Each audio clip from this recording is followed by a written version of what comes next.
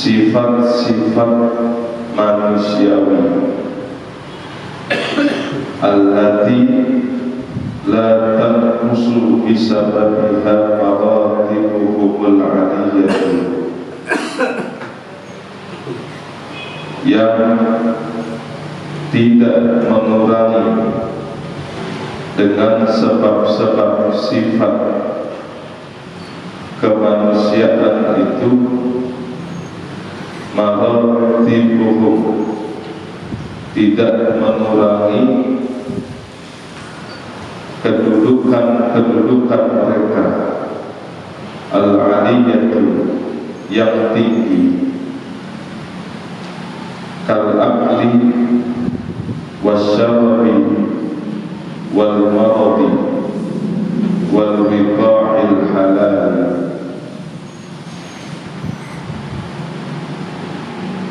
Pada pembahasan malam ini membahas lanjutan daripada sifat-sifat Nabi.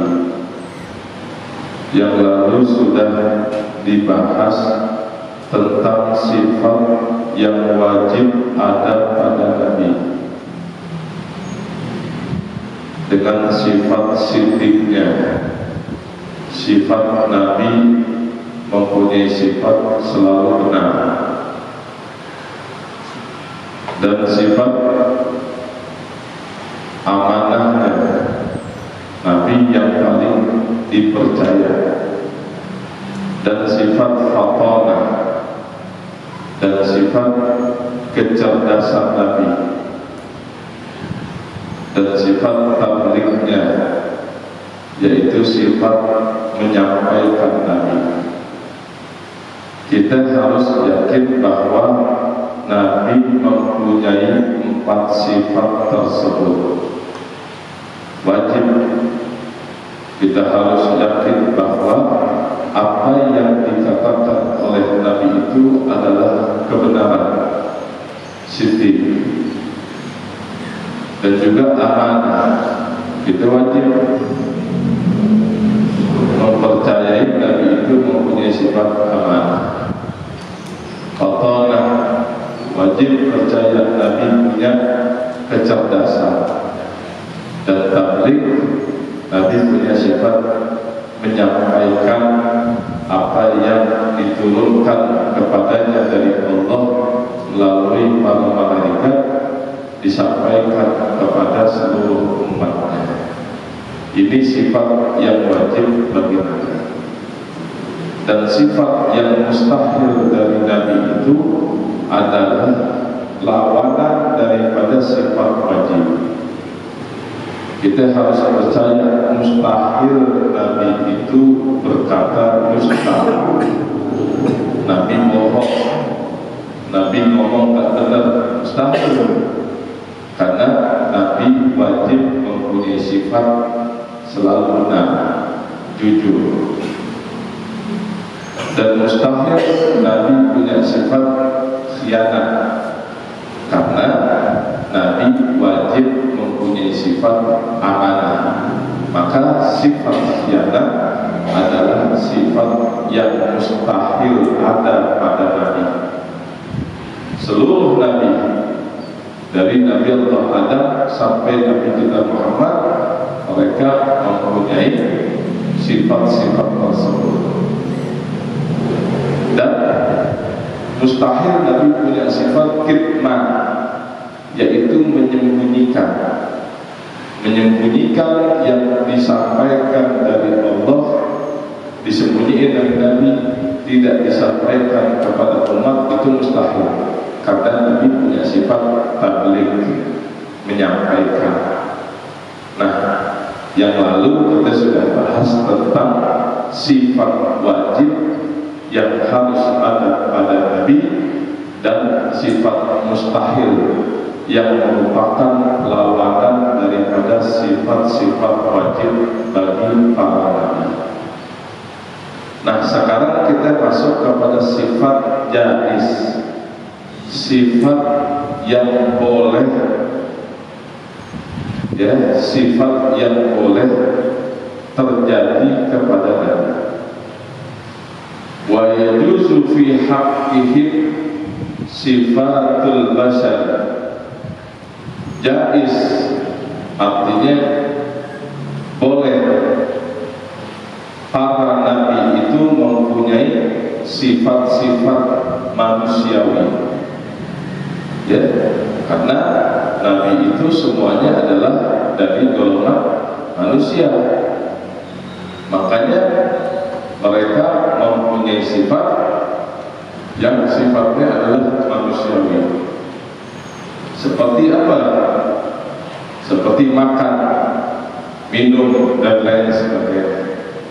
Karena Allah firmankan, laqad ja'akum rasulun min anfusikum.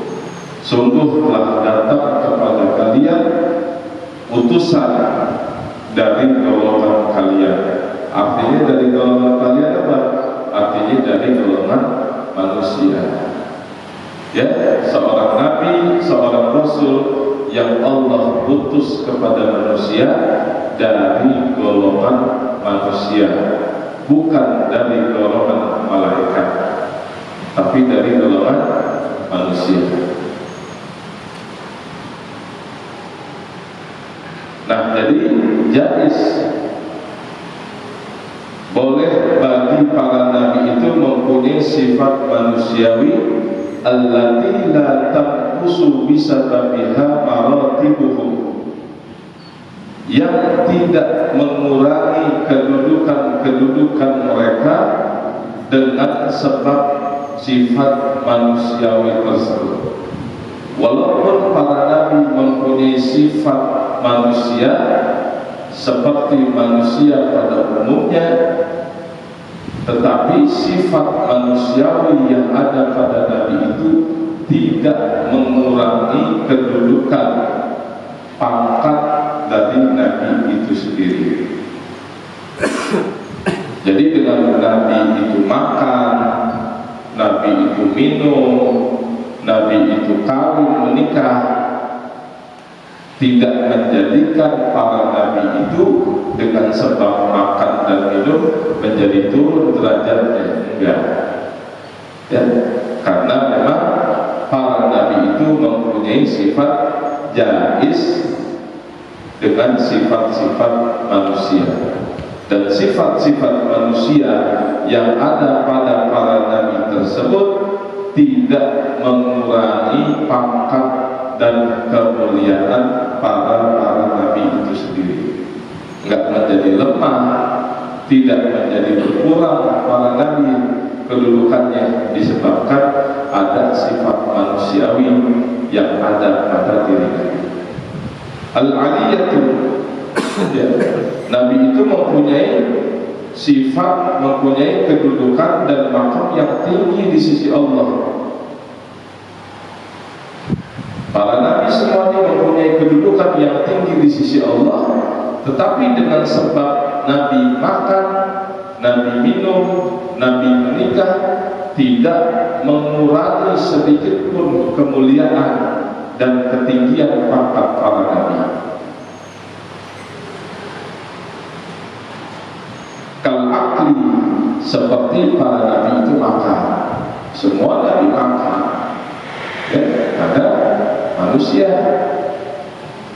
Wasyarabi, dan para nabi itu mereka minum. Wal marad, dan mereka terkadang sakit. Ya, Nabi Ayub belasan tahun sakit,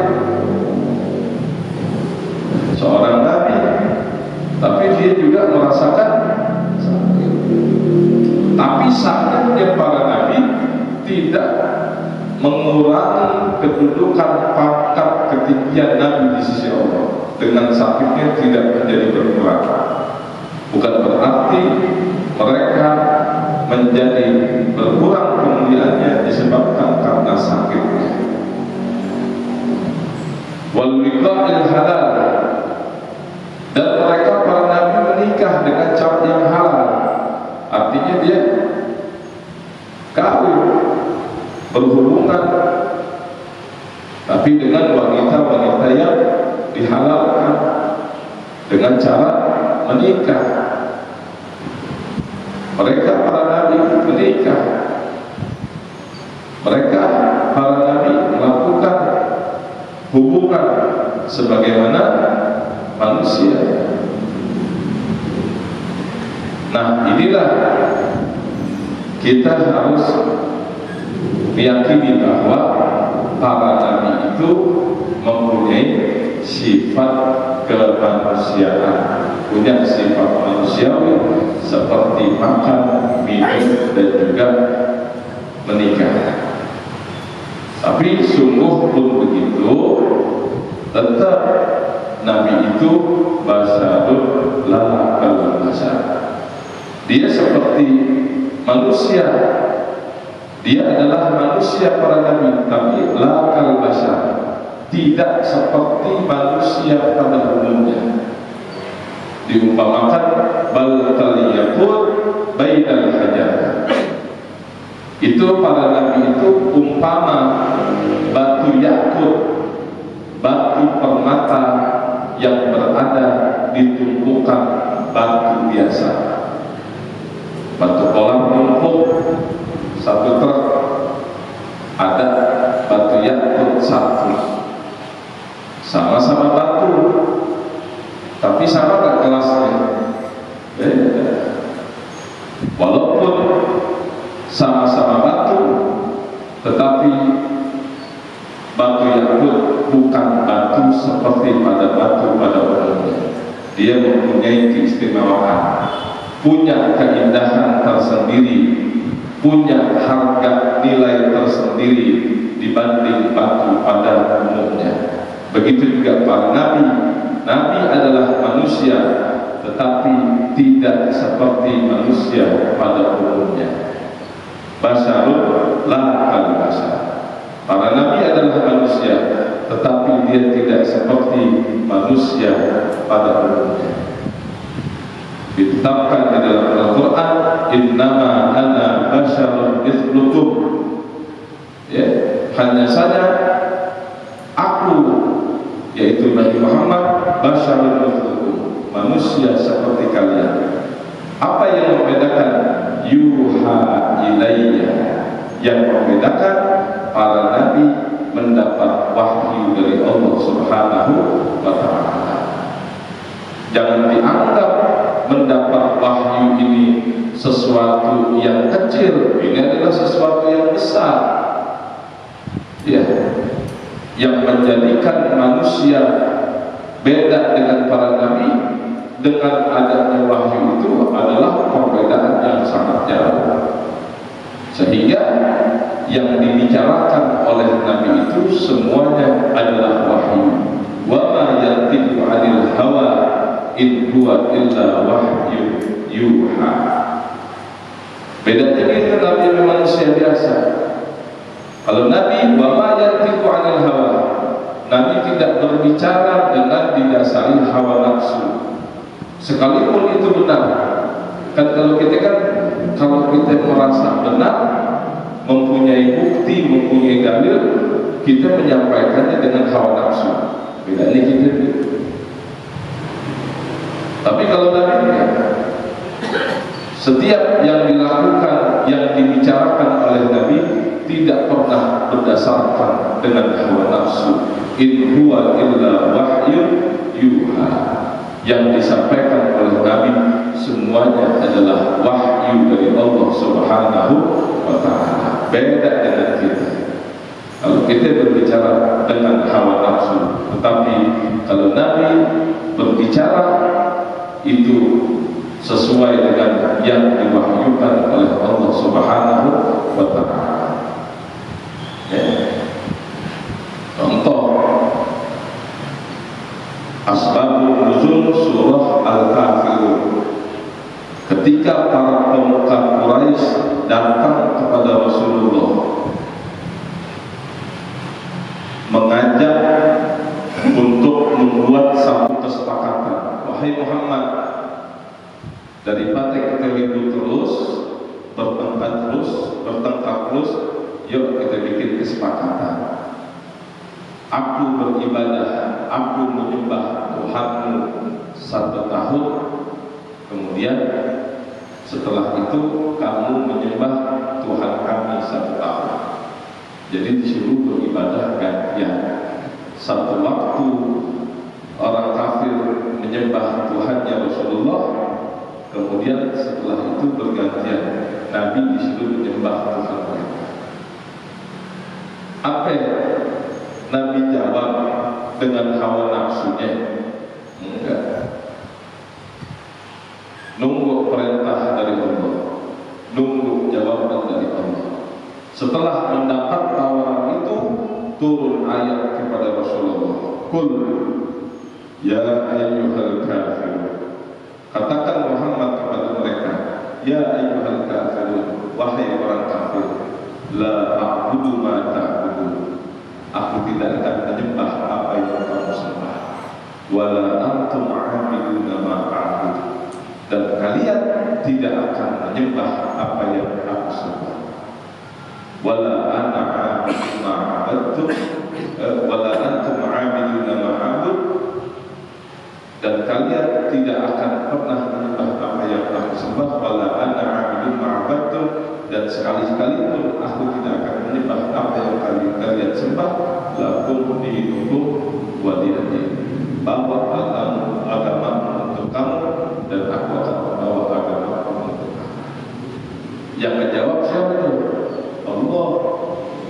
Bukan dengan nafsunya Nabi, bukan dengan hawa nafsu dari Nabi, tetapi Nabi menjawab apa yang ditawarkan oleh orang-orang kafir sesuai dengan apa yang Allah perintahkan.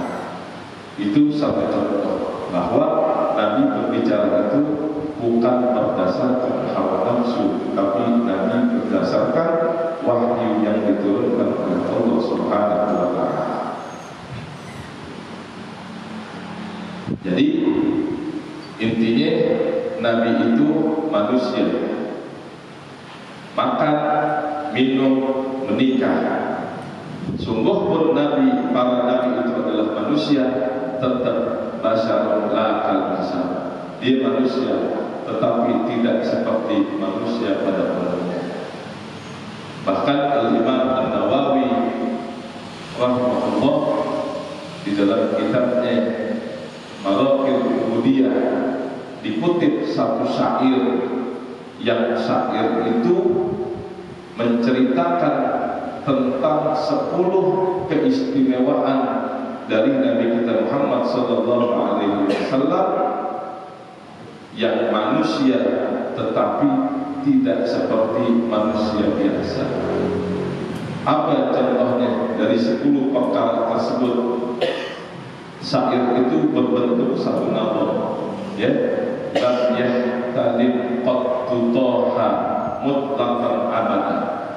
Yang pertama yang membedakan Nabi dengan manusia biasa, keistimewaan Nabi, lam yahtalim qattu toha mutlaqan abadan. Nabi tidak pernah sekalipun seumur hidupnya mimpi, bahasa kita mimpi basah, mimpi bergimang. Lam yahtalim qattu toha mutlaqan abadan. Nabi seumur hidupnya tidak pernah bermimpi basah sekalipun seumur hidupnya, selama-lamanya tidak pernah. Itu yang pertama. Kalau manusia biasa pada mimpi ya, bahkan menjadi alamat baliknya. Ya, orang laki kalau balik alamatnya apa? Dia mimpi. Tapi Rasulullah seumur hidupnya dia tidak pernah mimpi yang namanya mimpi bergimang. Yang kedua, wa ma tata'aba aslan fi madaz zamani. Rasulullah tidak pernah nguap. Rasulullah tidak pernah menguap sepanjang masa, sepanjang umurnya. Rasulullah tidak pernah menguap walaupun sekali. Tak pernah nguap. Tapi kalau manusia selain Nabi ada nguap kan? Ada nguap. Ngantuk sedikit, ditutup lagi. Tapi Rasulullah seumur hidupnya tidak pernah nguap. Seumur hidupnya tidak pernah bermimpi yang namanya mimpi jima atau mimpi basah. Yang ketiga, minhud dawabu falam tahrab. kalau lewat ada binatang, binatang itu tidak akan pernah lari ketika Nabi datang. Kalau Nabi lewat, binatang apapun tidak lari ketakutan. Kalau kita lewat, belum melihat, baru suaranya aja tikus sudah kabur gitu.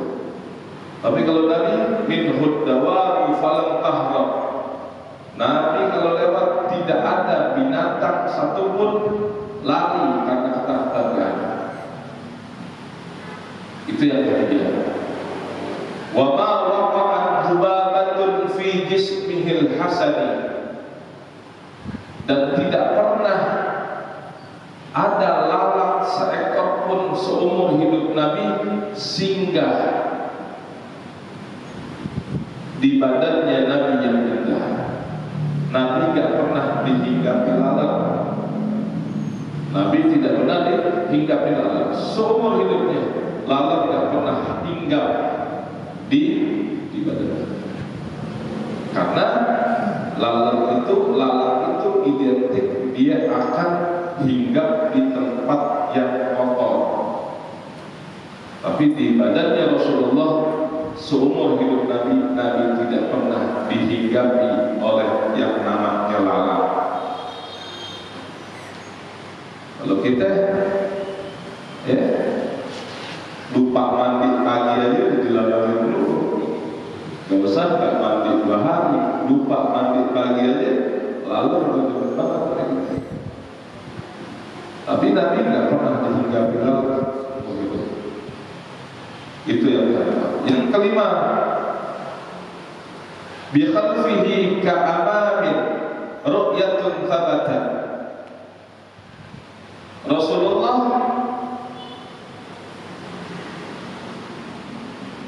belakang dari punggung Rasulullah itu bisa melihat apa yang ada di belakang Nabi seperti Nabi melihat apa yang ada di depan. Kalau kita hanya bisa memandang apa yang ada di depan kita, yang ada di belakang kita nggak tahu kalau kita nggak pakai nengok atau kalau kita nggak pakai kata spion. Tapi kalau Rasulullah, apa yang ada di belakangnya jelas seperti apa yang ada di depannya. Bi khalfihi ka'amamin ru'yatin thabat. Sudah tetap penglihatan Nabi itu bisa melihat apa yang di belakang dengan jelas seperti Nabi melihat apa yang ada di depannya. Wala yara athru baulin minhu fi 'alani.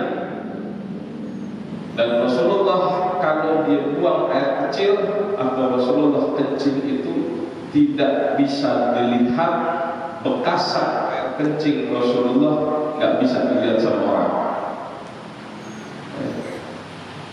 Jangankan pesingnya, bekasnya juga ada. Ya. Kalau kita bekasnya nggak kelihatan, cuman baunya kemana-mana. Tapi kalau Rasulullah nggak sama sekali, tidak ada bekas daripada kencing Rasulullah bisa dilihat atau bisa dicium oleh penciuman orang lain. Nggak ada. Jadi Rasulullah itu kalau kencing nggak ada asarnya, nggak ada bekasannya. Apakah itu zatnya? Apakah itu baunya? Nggak ada. Wa qalbuhu lam yanam wal 'ainu qad na'asa. Hati Rasulullah tidak pernah tidur sekalipun mata Nabi terpejam. Nabi kalau lagi tidur tetap bisa mengetahui selama Nabi tidur apa yang terjadi, suara apa yang terdengar, siapa yang datang. Hati Nabi tidak pernah tidur. Walaupun matanya terpejam, tapi suara yang ada ketika Nabi tidur tidak pernah terlewat. Nabi tahu, walaupun Nabi tidur, hatinya tidak pernah tidur. Tetap mengetahui apa yang terjadi ketika Nabi sedang tidur tetap mengetahui apa yang terjadi. Beda kalau dia tidur, maka selama kita tidur, apa yang terjadi ketika kita tidur kita tidak tahu apa yang terjadi. Tapi kalau Rasulullah ketika Nabi lagi tidur, apa yang terjadi ketika Nabi sedang tidur, Nabi mengetahui yang terjadi. Karena hati Nabi tidak pernah tidur. Wala yaradillahu fi syamsi dhufatani. Orang yang cerdas, orang yang berakal tidak pernah melihat bayangan Rasulullah walaupun Rasulullah berjalan di bawah teriknya matahari. Matahari lagi terang, lagi teriknya matahari, bayangan Rasulullah tidak pernah ada. Begitu Allah muliakan Rasulullah, hatta bayangannya tidak boleh diinjak sama orang, tidak keluar bayangan Nabi. Ya, karena Nabi selalu dinaungi oleh awan. Dari kecil, ya Rasulullah dari kecil ketika dibawa sama Abu Thalib berdagang, ya, ada orang Nasrani yang melihat bahwa tanda akhir Nabi yang terakhir itu tidak selalu dinaungi oleh awan. Jadi kalau dinaungi oleh awan otomatis tidak ada bayangan. Walaupun sedang terik matahari, Nabi tidak terlihat bayangannya. Walaupun Nabi berjalan di bawah teriknya matahari. Itu yang ke-8.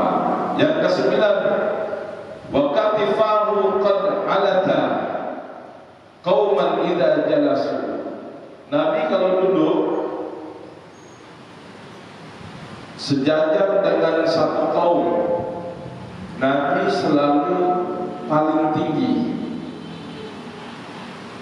Nabi selalu paling tinggi. Nabi punya bahu itu, kalau dia duduk sejajar dengan satu kaum, bahu Nabi selalu paling tinggi. Tidak pernah bahu Nabi itu ada di bawah bahu orang lain. Nabi perawakannya sedang, tidak terlalu tinggi dan tidak pendek. Nabi sedang. Tapi ketika Nabi sedang berjalan dengan orang yang berbadan tinggi, Nabi harus lebih tinggi. Nabi terlihat lebih tinggi dari orang yang tinggi tersebut. Kalau Nabi duduk bersejajar dengan satu kaum, dipastikan bahunya Nabi lebih tinggi dibanding bahu kaum yang lain, orang yang lain. Padahal Nabi bukan orang yang tinggi kelewatan. Nabi yang orangnya sedang, kelihatannya sedang, tapi ketika Nabi berdampingan dengan orang yang tinggi, Nabi selalu terlihat paling tinggi. Itu kemuliaan yang Allah kasih. Dan yang terakhir, ya, Rasulullah punya kemuliaan, punya keistimewaan. Indal wiladati sifyada bimuhtadani. Ketika Nabi dilahirkan, Nabi sudah dilahirkan dalam keadaan sudah terkhitan. Nabi disunat lahir, dan Nabi tidak pernah dikhitan, karena ketika Nabi dilahirkan sudah dalam keadaan terkhitan. Dengan 10 keistimewaan ini, apakah kita masih bisa mengatakan bahwa Nabi sama dengan manusia yang lain? Tidak. Semua 10 keistimewaan yang dialami oleh Rasulullah itu dialami ada pada kita. Yang Nabi tidak pernah rasain, ya, daripada kekurangan dirasakan. Nabi tidak pernah ngimpi, ya kita ngimpi. Nabi tidak pernah menguap, ya kita nguap. Binatang lari, binatang tidak lari kalau ketemu Nabi, tapi kalau kita binatang lari. Nabi kencing tidak ada sisanya, tapi kalau kita sisanya ada, bekasannya ada. Kalau kita tidur Mata kita terpejam, maka hati kita pun terpejam. Tapi kalau Nabi, hatinya tetap hidup, hatinya tidak tidur. Itu kemuliaan, keistimewaan. Bahkan di dalam syair tersebut, hadhil khasaisu fahfadha takun aminah. Dengan keistimewaan Rasulullah ini, maka hafalkan. Disuruh hafalin, fahfadha takun aminah. Kalau engkau hafal dari 10 keistimewaan yang ada pada Nabi ini, maka engkau akan merasakan keamanan. Min syarrin, aman daripada keburukan, aman daripada bahaya. Min syarrin narin, ya, aman daripada siksa neraka, aman daripada kebakaran. Wa surakin, aman daripada pencurian. Wa min mihani, dan aman daripada yang namanya bala. Kalau kita menghafal ini syair, maka kita bakal aman daripada siksa neraka, aman daripada pencurian, aman daripada kebakaran, dan aman daripada segala bentuk macam ujian. Ini 10 keistimewaan. Ya. Jadi kembali lagi, walaupun Rasulullah dan nabi-nabi yang lain mempunyai sifat kemanusiaan seperti makan, minum, dan kawin, tidur, dan lain sebagainya, tidak mengurangi pangkat kemuliaan Nabi. Wa yajma'u makna hadhihi sifati kulliha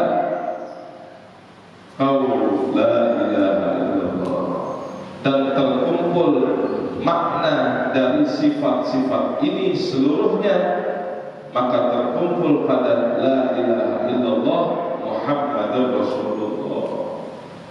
Jadi yang kita sudah baca dengan sifat wajib Allah, dengan sifat nafsiyahnya Allah, dengan sifat salbiyahnya Allah, dengan sifat ma'ani Allah, dengan sifat ma'nawiyah Allah, dengan sifat wajib, sifat mustahil, sifat jaiz. Sifat wajib bagi Nabi, sifat mustahil bagi Nabi, sifat jaiz bagi Nabi. Ini adalah pengenalan, ini adalah ma'rifat yang semuanya terkumpul dalam kalimat la ilaha illallah. Ketika kita mengucap la ilaha illallah, tiada Tuhan selain Allah, maka Allah di sini adalah Allah yang wujud, Allah hidam, Allah yang hidam, Allah yang baqa, Allah yang qiyamuhu binafsihi, Allah, ya, Allah yang qiyamuhu binafsihi, Allah yang laisa kamitslihi syai'un. Dari sifat-sifat Allah yang lain, semuanya terkumpul dengan kalimat la ilaha illallah. Ini adalah pengenalan. Jadi jangan kita cuma bisa mengucap la ilaha illallah, tapi kita sifat-sifatnya nggak tahu. Sifat wajib bagi Allah itu apa? Sifat nafsiyah Allah itu wujud, ya. Sifat salbiyahnya kita baqa'u khalafatul hawadisi yamu bi nafsihi wahdaniyah, itu adalah sifat daripada sifat-sifat salbiyahnya Allah. Ilmu hayat Rasul sallallahu itu adalah sifat daripada ma'ani, sifat ma'nawiyah. Kita mesti tahu semua. Kalau cuma ngucap la ilaha illallah, enggak harus orang, burung kakak tua juga bisa kalau cuma mengucap la ilaha illallah. Tapi ketika kita mengucap kalimat la ilaha illallah, maka yang dimaksud di sini adalah Allah yang wujud, Allah yang hidam, Allah yang baqa, dengan sifat-sifat yang kita sudah baca yang lalu. Dan kita ketika mengucapkan Muhammadur Rasulullah, maka Muhammad Rasulullah di sini adalah Nabi Muhammad yang siddiq, ya, yang amanah, tabligh, faqanah, ya, yang mustahil punya sifat bodoh, mustahil punya sifat khianat, mustahil punya sifat kibir, mustahil punya sifat kitman. Ya, Muhammad di sini adalah Muhammad yang basyarun, yang dia makan, yang dia minum, yang dia sakit, yang dia menikah seperti manusia pada umumnya, tetapi basyarun la basyar. Ya, jadi bukan sekedar ucapan aja la ilaha illallah, tapi ini adalah akidah. Allah yang wujud, Allah yang tidak, Allah yang baqa, yang semua pujian itu kembali kepada Allah. Allah yang munazzahun 'anil nuqsan, Allah yang suci daripada segala bentuk kekurangan. Ya, bukan hanya sekedar sebutan saja, tapi ini adalah kemenangan. Nah, ini yang madakhalahu, ini adalah penjelasan dari syarahnya. Makanya kita lewatin langsung ke halaman ke-10. Wa yajibu 'ala al-mukallafi aidan, dan wajib atas mukallaf. Mukallaf yaitu orang yang dibebankan dengan kewajiban seperti kita ya, orang yang mukallaf, orang yang muslim, yang bersyahadat, orang yang baligh, orang yang berakal, ini yang merdeka, ini adalah orang mukallaf. Kita ini semua mukallaf, dan setiap orang yang mukallaf wajib, apa yang wajib? Ayya'taqidah, untuk meyakini, untuk mempercayai annal malaikata alaihim as-salatu wassalam min jumlati ibadillahil muqarrabin. Kita harus yakin bahwa para malaikat, atas mereka salam dan salawat, malaikat min jumlati ibadillah, para malaikat itu adalah hamba-hambanya Allah. Kita mesti yakin bahwa malaikat adalah hamba Allah. Bukan seperti orang Yahudi yang mengatakan malaikat adalah banatullah, putri-putrinya Allah. Ini keyakinan mereka. Nah, boleh kita yakini bahwa malaikat itu adalah anak perempuannya Allah. Tapi malaikat itu adalah min jumlati ibadillah. Mereka adalah sekumpulan daripada hamba-hamba Allah al-mukramin, yang dimuliakan. Malaikat itu adalah hamba Allah yang dimuliakan. Apa yang menyebabkan mereka itu dimuliakan? Annahum ma'sumun.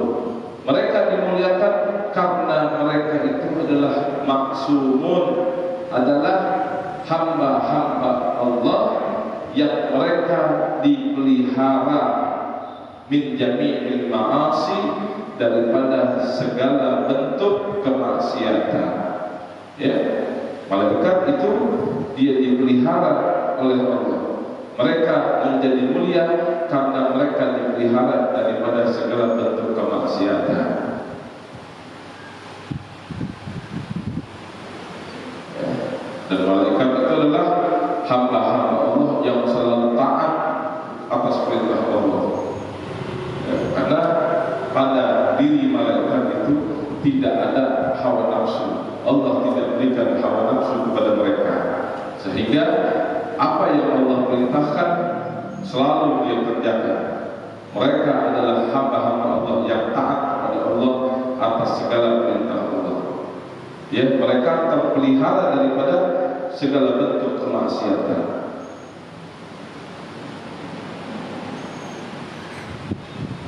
Munazzahuna 'ani sifatil basyari.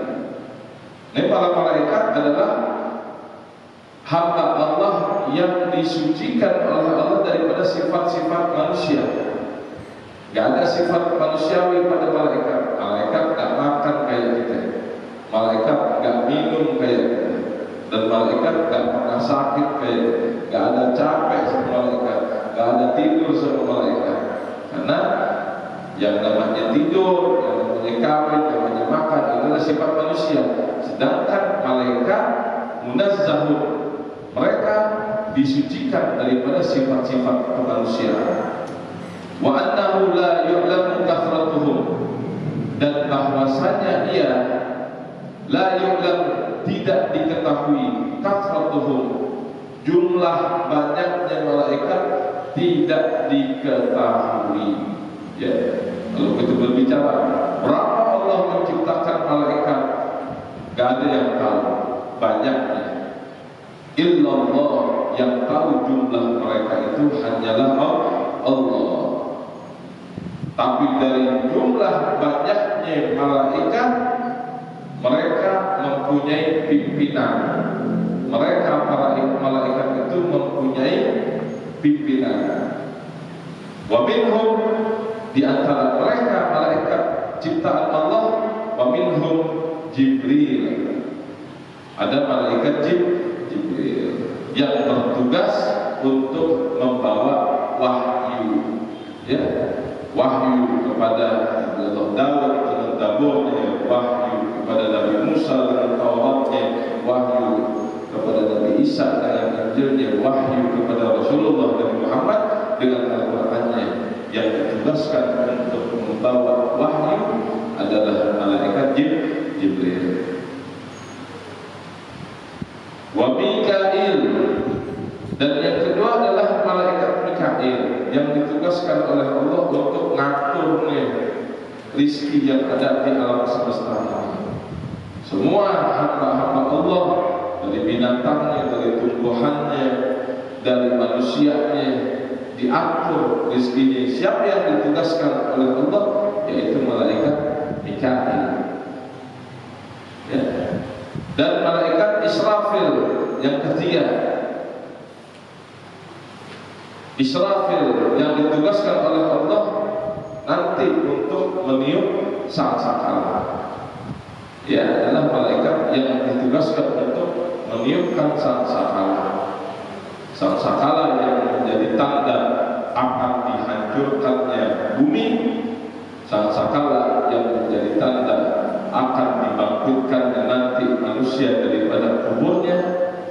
Itu tiupan sangkakala itu ditugaskan oleh Allah kepada malaikat Israfil. Wa Israil, dan yang keempat adalah malaikat Israil yang ditugaskan oleh Allah mencabut nyawa manusia. Makhluk hidup semuanya, urusan nyawanya itu mereka ditugaskan oleh satu malaikat yang bernama Israil.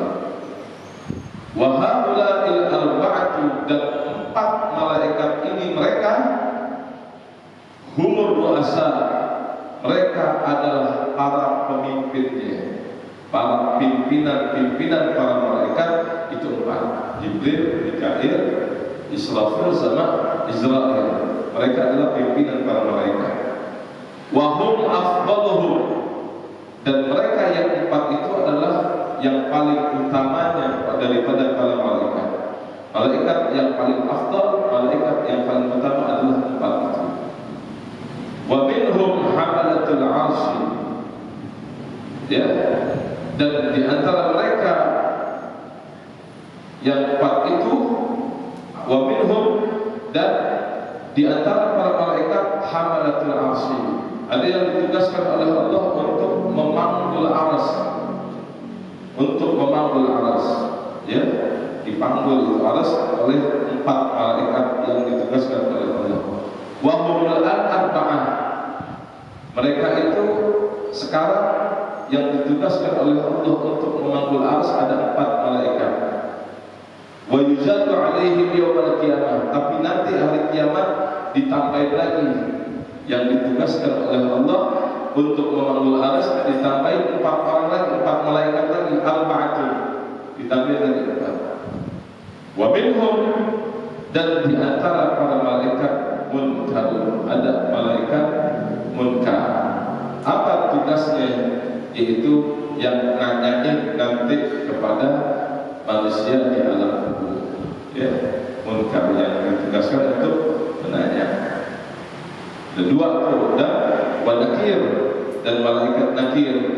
Munkar nakir adalah dua malaikat yang ditugaskan oleh Allah untuk memberikan pertanyaan di alam kubur bagi siapapun yang meninggal dunia. Wa ridwan, dan malaikat ridwan, khazinul jannah, ya, yang ditugaskan untuk menjaga daripada surga. Wa malik, dan malaikat malik, khazinun nar, yang menjaga daripada neraka.